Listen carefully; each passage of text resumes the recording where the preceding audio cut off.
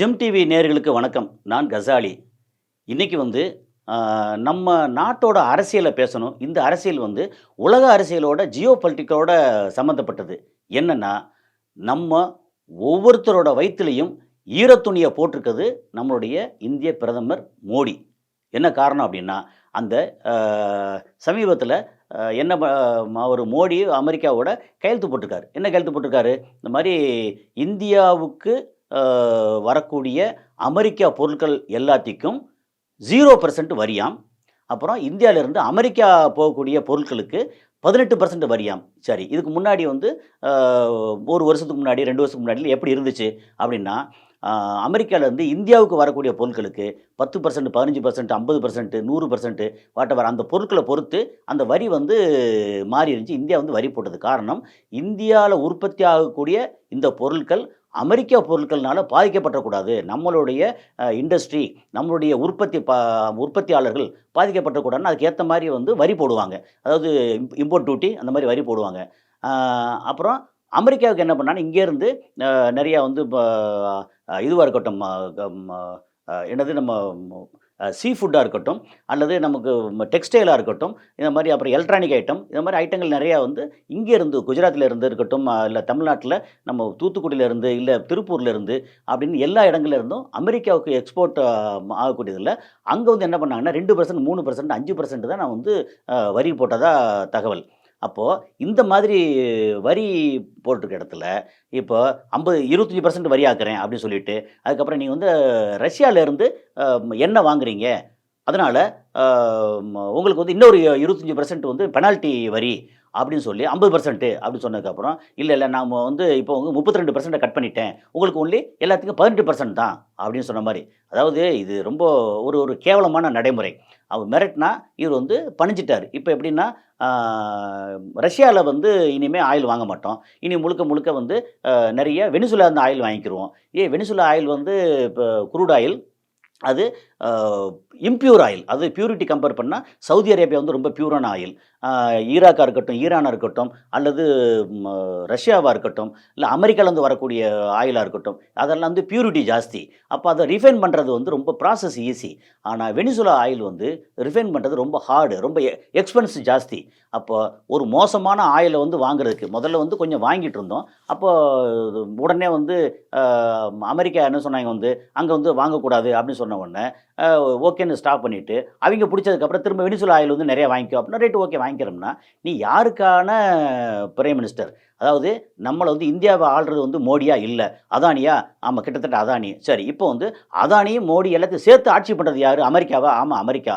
அப்போ இந்தியாவோட வெளியுறவு கொள்கை, இந்தியாவோட ஃபைனான்ஸ், இந்தியாவோட பெட்ரோல் மினிஸ்ட்ரி யாரு அப்படின்னா, அமெரிக்கா அப்படின்னு சொல்லிறலாம். அப்ப அமெரிக்கா ஆடுறதுக்கெல்லாம் தலையாட்டி ஆட்டி, அ ஓகேன்னு சொல்லி கையெழுத்து போட்டதுல, இன்னொரு முக்கியமான ஒரு விஷயம் என்ன அப்படின்னா, மோசமான விஷயம் முக்கியமானத விட, agriculture product and diary animal husbandry product அதுக்கு வந்து அ 0% வரியில அமெரிக்கா அ அங்கேருந்து எக்ஸ்போர்ட் பண்ணி இந்தியாவுல வந்து நிறைச்சரலாம்.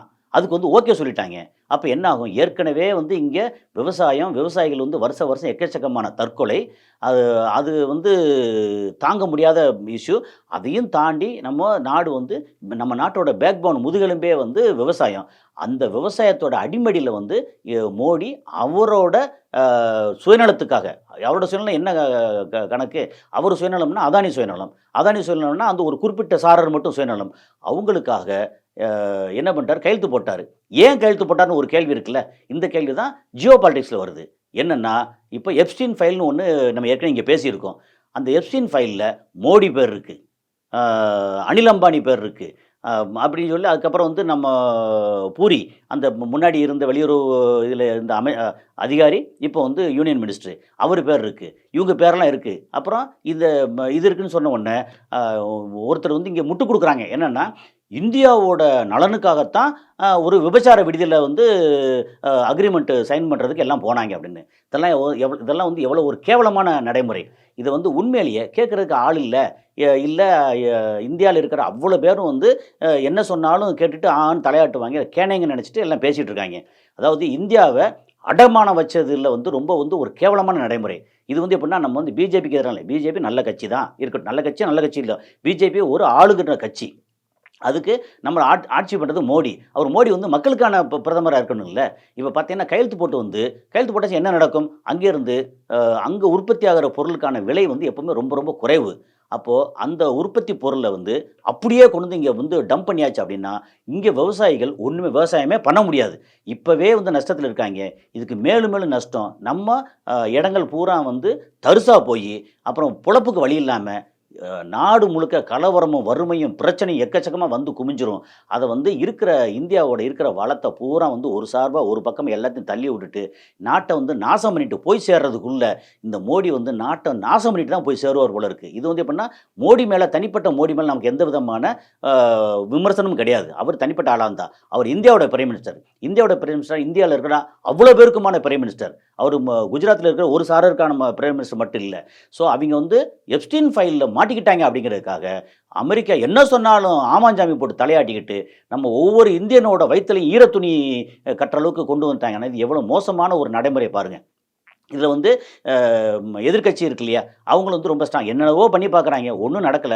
அவரு ராகுல் காந்தி இதெல்லாம் பார்லிமென்ட்ல பேசணும் அப்படின்னா, உடனே அவரு சபாநாயகர் நோ, நோ, நோ அந்த பேச்ச எடுக்காத. அந்த பேச்சுக்கு நோ, நோ அப்படின்னா, இது என்னது நாட்டோடது இது ஜனநாயக நாடு தானா? அல்லது என்னது அப்படின்னு கேவலமா இருக்கு. அவங்க பண்ற ஒவ்வொரு விஷயம் பார்த்தீங்கன்னா, ஈடி பார்த்தா அது வந்து ஒரு எலும்புக்கு வாலாட்டுற நாய் மாரி அது வருது. அதுக்கப்புறம் வந்து தலைமை தேர்தல் அதிகாரி பார்த்தா, அவர் வாக்கு திருடன். அவர் வந்து இங்க நம்ம ஊர்ல மக்கள் வந்து செல்லமா வந்து சொம்பு திருடன் ஞானேஷ்குமார் அப்படின்றாங்க. இது வந்து அவர் தனிப்பட்ட ஞானேஷ்குமார் பிரச்சனை இல்ல. அவர் வாக்கு திருடுறார்ல. அப்போ மக்களுடைய வாக்கெல்லாம் திருடி, இப்ப திரும்ப திரும்ப வந்து பிஜேபி ஆட்சிக்கு வரணும். அதுக்கப்புறம் இவிங்க வந்து எல்லாத்தையும் கொள்ளையடிக்கணும் அப்படின்னா, நமக்கே தெரியுது. இப்ப முன்னாடி விட இப்ப வந்து இந்தியா வளர்ந்திருக்குன்னு எங்க வளர்ந்திருக்கு? நமக்கான வருமானம் வந்து போதல. செலவு அதிகமாயிருச்சு. ஏகப்பட்ட மக்கள் இப்ப தமிழ்நாட்டுல ஏதோ கொஞ்சம் கொஞ்சம் பரவாயில்லன்னு சொல்லலாம். ஏதோ அரசு வந்து அ உருப்படியான ரேஷன் குடுக்குது. என்னத்தையோ வந்து காச குடுக்குது. கஷ்டப்பட்டாலும் ஏதோ ஓடிட்டுருக்கு. மத்த மாநிலங்கள்லாம் போய் பாருங்க. நீ வந்து அத கேட்டு பாருங்க. அவ்வளோ கண்ணீர் கதைகள் அவ்வளோ இருக்கு.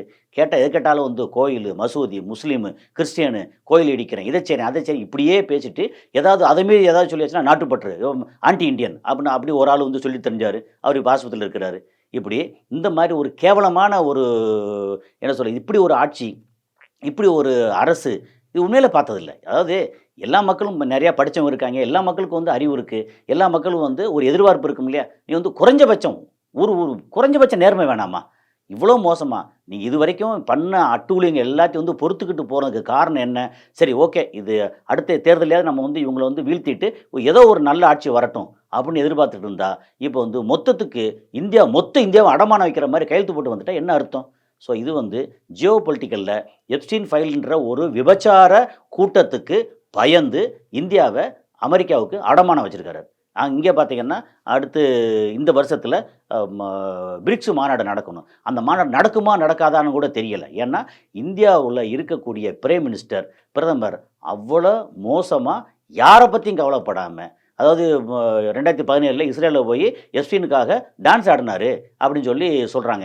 அது வந்து எப்படின்னா டீட்டெயிலா வந்திருக்கு. நான் சொல்ற எதுவுமே வந்து இட்டுக்கட்டி எதுவுமே பேசல. டான்ஸ் ஆடுனாங்க. சரி நீங்க டான்ஸ் ஆடு, என்ன வேணாலும் செய்யுங்க, என்ன வேணாலும் பண்ணிக்கங்க.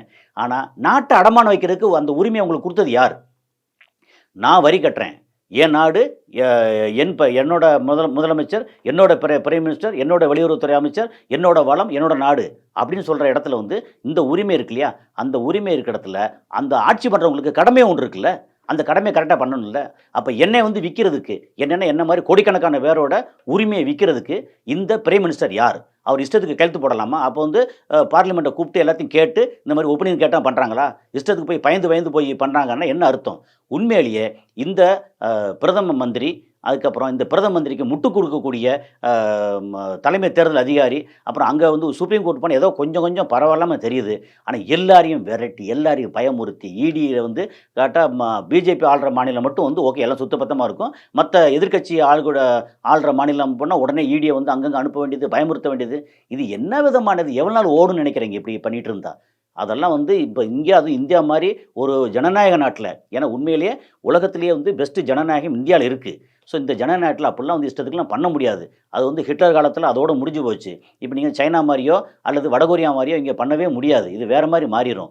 அப்படின்னு இத வந்து பொதுமக்கள் சார்பா, இதுல நீங்க அ ய ஜாதி, மதம், மொழி, இனம் இதெல்லாம் தாண்டி சாதாரண ஒரு இந்திய பிரஜையா, பொதுமக்கள் சார்பா இதை வந்து ஒரு எச்சரிக்கை பதிவாக நான் பதிய விரும்புகிறேன். நீங்கள் வந்து அப்படிலாம் அவ்வளோ ஈஸியாக கையெழுத்து போட்டு வந்துட்டீங்க. அப்புறம் அமெரிக்காவிலேருந்து அக்ரிகல்ச்சர் விவசாய விளைபொருள்லாம் ரொம்ப சீப்பாக வந்து அள்ளி கொட்டலாம் நினச்சிட்டு இருக்காங்கல்ல, அது இங்கே நடக்கவே நடக்காது. ஏற்கனவே இப்போ பஞ்சாபில் வந்து கட்டுக்கடங்காத கலவரம் வந்துருச்சு. விவசாயிகள்லாம் வெளியில வந்துட்டாங்க. ஏற்கனவே விவசாயிகள ஒரு 3 இத போட்டு பார்லிமென்ட்ல போட்டதுக்கு 1 வருஷமா அங்க உட்காந்து உங்கள ஒரு வழி பண்ணாங்க இல்லையா? அதாவது ஒரு சாதாரண விவசாயிகள் நெனச்சிராதீங்க. அவங்களுடைய சக்தி வந்து ஒரு கட்டுக்கடங்காத சக்தி. அந்த சக்தி வந்து எழுப்பி விட்டுறாதீங்க. அது வந்து தவறாயிரும். இது வந்து ஒரு எச்சரிக்கையா இந்த காணொளிய நான் சமர்ப்பிக்கிறேன். நன்றி.